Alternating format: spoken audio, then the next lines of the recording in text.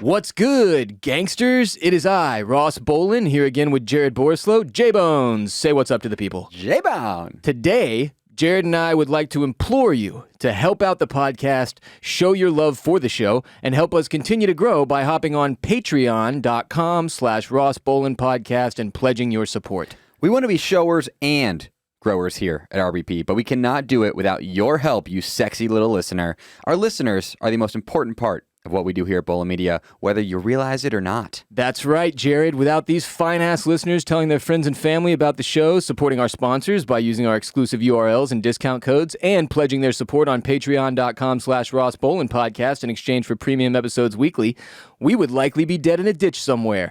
Or, more realistically, working at Popeyes, serving people the wrong food on purpose. Not that there's anything wrong with that. That's right, Jared. Every Friday on patreon.com/Ross Bolen Podcast, Jared and I drop an ad-free, exclusive, never-before-heard edition of RBP. And oftentimes it's our best work because we so appreciate everyone on Patreon pledging a minimum of just $5 a month to ensure that one day Bolen Media can actually provide benefits to its employees. Cannot wait for that. And keep in mind, Ross has 4 dogs and a toddler to feed now, and I have an amazing dump truck of an ass. That's right, Jared. I'm fucking drowning. We've taken no outside investors, are beholden to no corporations or stockholders, and want to continue to grow our small business, Bolen Media, for as long as possible without losing the ability to say exactly whatever the hell we want to say. Support small businesses! That's right, Jared. You, extremely good-looking listener, can help us maintain independence and enjoy some of the best episodes of RBP ever created by joining one of the 3 available tiers on patreon.com/Ross Bolen Podcast today. And when you join today, you will immediately gain access to our entire backlog of over 100 ad-free premium episodes that already exist.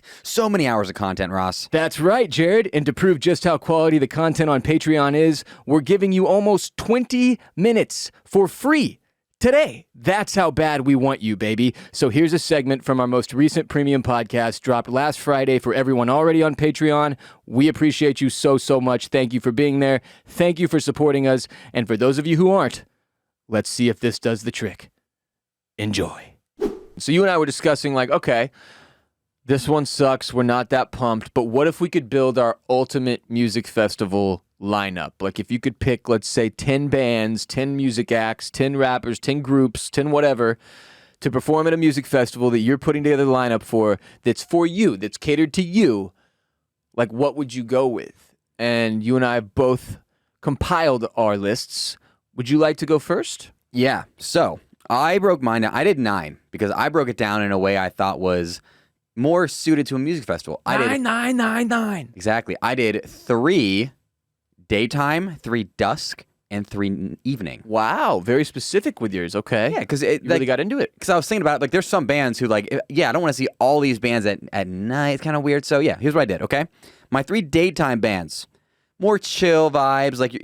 It's hot out and you want to just be chill. Just drink a cold beverage and chill. And with your boys. People should know I'm into sad boy music, but but festival sad boy is kind of like what some of this is. Give me an example of Okay, this. here are my daytimes, my 3 daytimes. The Tallest Man on Earth. That sounds like a movie. No, he's great. He's a Swedish. They call him the Swedish Bob Dylan. It's one guy? Yeah. Is he really tall? No, he's really short. He's 5'6". Irony. I know. They call him the Swedish Bob Dylan. He's incredible. A lot of people listening know who he is, but I've seen him live. Is great. I would like him to play only his first 3 albums, please, including the EPs. Well, that's not happening. I know. But if you're getting to make the lineup, maybe you get to make that request. Yeah. I do get to make the set list as well. Fair enough. Then I went for a little more upbeat. Beach Bunny, as everybody knows. I just saw them live. Phenomenal. God, you're such a hipster. I would love to see Beach Bunny live. Don't know who that is, but I'm also old and washed. It's like girl power, punk rock, modern punk. I'm into that. Okay. Super good. And then, you're going to like this one. My last daytime band, Get Out the Tissues. Not to come, but for your eyeballs, because it's Sufjan Stevens. There's a band called Get Out the Tissues, but not to come, not for your eyeballs? What the fuck? No, that was my preemptive statement. Oh, who's the person? Sufjan Stevens. Don't have a fucking... Yes, you do. Dude, you are 0 for 3. I'm dead serious. I have no clue who those 3 are so far. So your daytime bands are shit.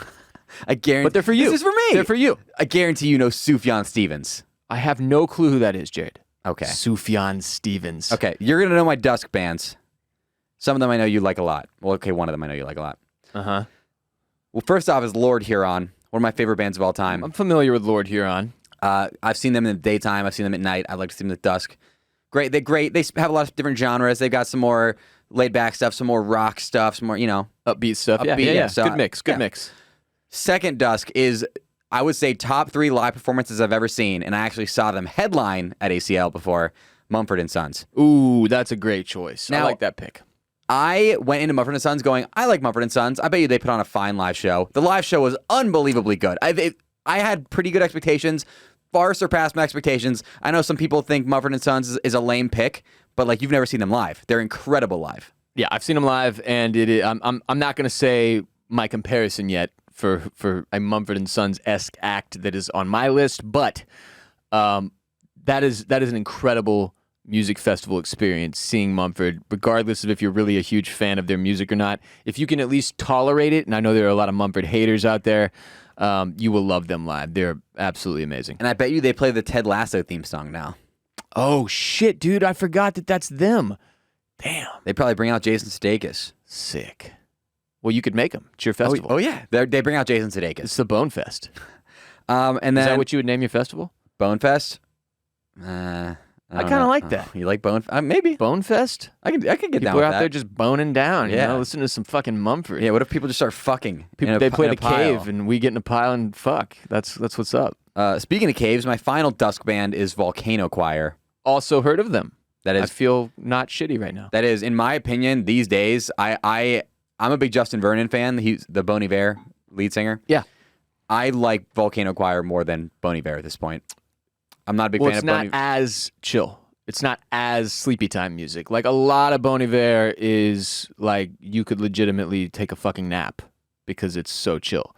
But the new stuff is too auto-tuned, too many weird synthesizer sounds for me. I love that shit. For me. So And I will note, having seen them live very recently, as did you, there is nobody who can pull off those sounds, that auto-tune experience, the crazy shit he does with his voice live, like he does. oh It's yeah, nuts. it's great. It's just I prefer Volcano Choir. Sure. And my 3 night bands, I know you know all these because it's night. These are the headliners, right? Yeah. The higher up ones are a little low down the list because that's what you want. You don't want to see a friggin' headliner in the daytime. It's weird. Number 1, Dave Matthews Band. Let's get some fucking Dave. You have to, dude. That whole day is just going to be pre-gaming for Dave. I'm going to be just like doing fucking ketamine while watching Sufjan Stevens to prepare for Dave that night. I've never even done ketamine, but I just feel like that's what I would do. Just get K'd up. Next up is a band I have seen headline at ACL, The Killers.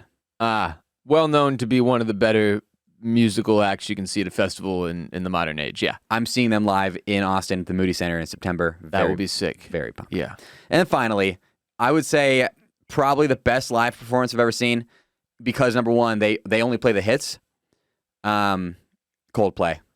Wow. Sneaking in Coldplay at the end. Everything's yellow at the end. I got really lucky because the tour I saw of theirs was their last tour before they started making dog shit music with fucking the Chainsmokers. Yeah, and what shit. happened to them, man? It's bad. They completely fell off. Uh-huh. It was like you were getting at least one Coldplay hit every few years for most of my life, and then suddenly they haven't mattered for 15 years. Yeah, well, no, they make songs with the Chainsmokers. So I went to their Milo Xyloto tour, which that might be my favorite album of all time, Milo Xyloto by Coldplay. And that's Like your favorite Coldplay album or your favorite album? That might be my period? favorite total album of all time. Wow. Front to back. Wow. Explains a lot. And I went to that live show. Like going to a live show, when you love an album and then you see their album tour, I did the same thing with Bon Iver. I went to the Bon Iver album or concert, like their tour for that album. Right. When you love an album and you get to go to the tour where they play every fucking song on it, it is amazing. Yeah, I saw Kanye at ACO was right after My Beautiful Dark Twisted Fantasy dropped, which is, I've argued, one of the greatest albums ever made in any genre. Probably the best rap album front to back ever made. And it was mind-blowing. And I was barely conscious because I was super fucking drunk and high. Like, could barely stand up. But I was still like, this is the greatest fucking... It was one of those, where you get, like, emotional because you're so into the music and the performance is so good and it's, like, everything you've ever wanted. Where I was just a mess, a wreck by the end of it. But, yeah, that is the crunchiest possible Bone Fest lineup you could have created. What do you mean crunchy? I mean, that is nothing but hipster white people jam band dog shit. and it's fucking embarrassing, Jared. You should really look in the mirror. All right, here's my lineup. I hit a sound effect. What was it? Wow. Here's my lineup, all right? And mine has nothing to do with day, night, dusk, dawn, none of that shit. I don't care what fucking time it is. Here's the 10 acts that I have chosen for Bill Chungus Fest, okay? Number 1 is obvious, and it's Kanye West. I don't know how many. I'm not going to explain it. I don't need to say that. We don't need to say anything else. I'm just a ridiculous Kanye fan, and even as he slips into the depths of mental illness, I love the dude's music. I love him as a performer. I can put up with the 30-minute rant about Walt Disney and Tim Apple and whatever the fuck, as long as he plays the hits, and he always does. So I've seen him live. Probably I saw Watch the Throne. I saw My Beautiful Dark Twisted Fantasy. I saw Yeezus. So 3 times. And every single time was like a religious experience. And this was before, all 3 of those were before he actually became a religious experience doing a lot of gospel music and whatnot. That's my number 1, Kanye West. My number 2 is Bon Iver. And just for the reason that I've not seen that many shows where I left like more impressed by the band than I was beforehand. And I've seen some of Justin Vernon's other acts live. I can't remember if it was Volcano Choir or what is his other one? Shouting matches. Yeah, maybe. What is it?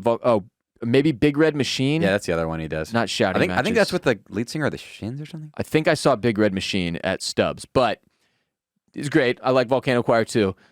Bon Iver is still my favorite version of his music because you and I are different people. We're allowed to have different opinions. Now, what's funny is you called me essentially white hipster douchebag. Yeah, I called you a racist. Yeah. Now, what I'm realizing is not only did I like you're picking Bon Iver, and some people are like, oh, Ross is kind of a hipster. I picked. Nobody's saying that. I picked not a single person said. You don't think Bon so? Iver is as mainstream as it gets in terms of like hipstery music, though. Which I don't like. I like back when it was hipster. He's too mainstream now. Whatever, dude. My number 3 is Jay-Z. One of the few rappers on the planet who can hold an audience in a way that makes it an incredibly appealing show. I saw him at the shit-ass UT fucking basketball stadium. Frank Irwin Center. The Frank Irwin Center, which is just a pile of dog shit. It literally is torn down, I think it's gone now. Yeah, they replaced it. But it was nuts, man. Like every single person there hanging on every single word the dude says. It was just amazing. My number 4 is Kendrick Lamar, and these are not in order from like 1 to 10 by rank. This is just 10. I'm just giving you them in a random order. Kendrick Lamar is the 4th one I would choose. I saw him open for Kanye in Houston during the Yeezus tour, and I already liked Kendrick. Obviously, he's got a new album dropping. Hopefully, it is a double album. But after I saw him live, I mean, there's a reason Kanye chose him as his opener. It was because the dude can legitimately perform. Like, it was almost as good as Yeezus, and Yeezus is one of the best live shows I've ever seen because it wasn't even like a concert. It was like performance art. There was all kinds of crazy shit going on. Kanye brought out actual Jesus at one point. I mean, like a guy dressed up as Jesus that looked just like him. It was nuts. But Kendrick's an incredible performer, so he's my number 4. Number 5 would be Tyler, the Creator. Have you ever seen any footage? Like, if you have Amazon Prime, he put Call Me If You Get Lost, the performance, on Amazon Prime so you can see what the live show is like. It's crazy. The guys who do the best live shows are the ones that are willing to invest in themselves. They put a lot of money into the stage, the set pieces, and all the crazy stuff that you see go on in the background while they're performing. And maybe nobody spends more on his live show, aside from Kanye, who has burned millions and millions of dollars doing so, than Tyler. Tyler's great. Love him. Love his music. And I've never seen him live. Number 5. 1, 2, 3, 4. No, 6. Pearl Jam. Oh, I almost put them on mine. I was thinking about putting some hard rock in there, and I almost put them in. I love Pearl Jam. I'm a big sucker for Pearl Jam. Eddie Vedder's a genius. I've seen him once, but I was like way the fuck back, bro. It was the ACL Sunday headliner, I believe. So I was wiped and didn't fight to get anywhere near the stage. So I would like to see them and be closer up. Even flow. Yes. What's your favorite song? My favorite Pearl Jam song? Better Man's a great song. Pretty sad song, but it's whatever album like Daughter is on. It's just that whole album. How about the entire Into the Wild soundtrack? They did the Into the Wild soundtrack too. Eddie Okay. Vedder, just Eddie Vedder. Eddie Vedder Right. did every single song, and a lot of it's just him going.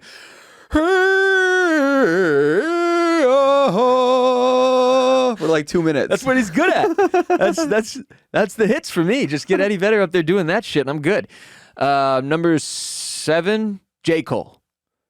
Never seen him? Who's Jake Ole?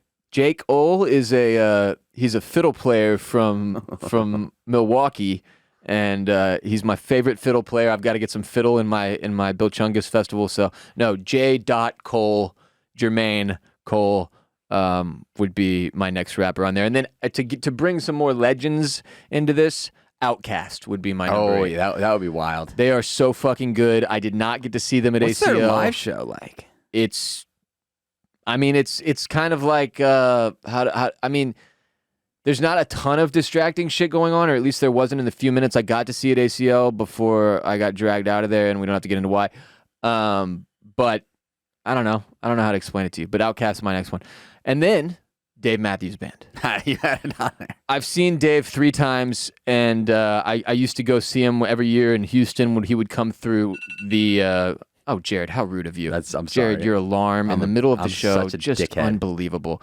I saw him at the Cynthia Woods Mitchell Pavilion in the Woodlands in Houston, which is one of my favorite musical venues I've ever been to. Granted, I haven't been to that many. I haven't been to Red Rocks or whatever, so shut the fuck up, Colorado people. But it is like the closest thing to Red Rocks we have in Houston, and Dave puts on one hell of a show. And again, just like with Mumford, it's not about really whether or not you're a huge Dave Matthews guy. Like, Satellite doesn't have to be on your top 5 for you to really, really enjoy Dave. And I hope it's not, because they're not going to play that shit, no matter how many times you yell it out. I've learned that. I have never heard him play Satellite live in the 3 or 4 shows I've been to. Satellite. And then my number 10 is Jack Harlow. Okay, you were just ripping this guy. No, I'm kidding. It's Bo Burnham. Bo Burnham is my 10th. Jack Harlow sucks. That dude is white Drake light. Like, if Drake had none of the swag and all of the lackadaisical flow, Jack's new album sounds like me on a day with terrible depression, but for the entire album. Like, he's trying to be boring and lacking in energy. And I get that there's some level of coolness to not giving a fuck, but you should probably care a little on at least one song. The album blows. It's mostly built on other people's shit. Song 1 has a Destiny's Child sample that he has destroyed forever. There's the fucking Fergie song. There's the fucking song literally called Dua Lipa. He's just jacking other people's clout and applying it to his dog shit tunes. And Jack's got good music. Just none of it on this album. What's Poppin' is a phenomenal song. Great song. He's got a couple hits that are undeniably good. But fucking GALAM... Sex in the AM, that song sucks. And it's been stuck in my head for weeks. It's stuck in my head yesterday. It was stuck in my head this morning. And I just can't express enough how disappointed I am in this dude. Because initially people were like, oh, wow, Jack Harlow is everything Lil Dicky wanted to be. Lil Dicky is 100 times more talented than this dude. It is not fucking close. There is no way Dave is looking at Jack with jealousy. Absolutely 0.0% chance that dude gives a shit about Jack Harlow. Lil Dicky is living his best life. And Dave on Hulu, I think it is an incredible TV show. Like a top 10 show of each year that it drops a season. So I do not want to hear it, Jack Harlow fans. You have shit taste if he's a great rapper to you. You do not know what you're talking about. Please, please keep your mouth shut. You're making white people look bad. So yeah, Bo Burnham would be my last one. Because, I mean, I still have, I want to see Inside. I want to see it live.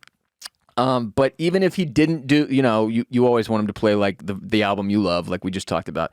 Even if he mixed in some of the older shit, he's got some really funny older songs. I'm just not sure they're like PC approved in 2022. So, but Inside is incredible, and I would love to see Bo Burnham. So he's my 10th. And that is my ultimate music festival lineup. I feel like I did a really good job.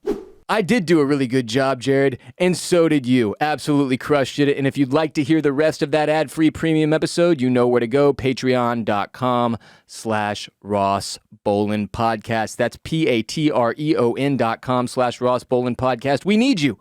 We do. We really need you. Go to patreon.com/Ross Bolen Podcast today. And if you're like, listen, Ross, I can't take another hour a week of you talking. Fine.